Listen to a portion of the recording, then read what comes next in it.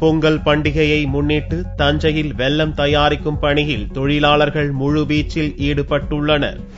தமிழகத்தில் 1000 ஆண்டுகளுக்கு முன்பே வெல்லம் பயன்படுத்தப்பட்டதாக கூறப்படுகிறது.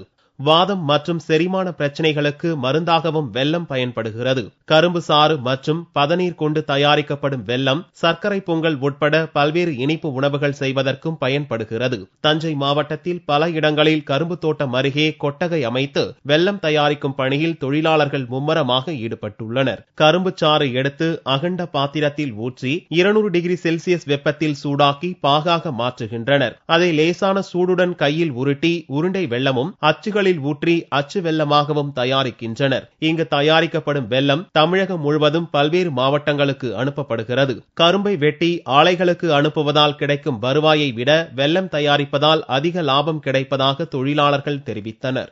எங்களுக்கு மில்லுக்கு வெட்டிவிட்டாக்க காசு சரியாக வர்றது கிடையாது.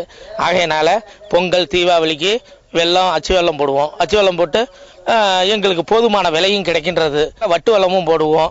அது கோயம்புத்தூர், ஈரோடு எல்லா சைடும் அனுப்புவோம். மருந்து பொருளாகவும் உணவு பொருளாகவும் பயன்படும் வெல்லத்தில் ரசாயன பொருட்கள் எதுவும் சேர்க்காததால் எளிதில் கெட்டு போகாது என்றும் தயாரிப்பாளர்கள் தெரிவித்தனர்.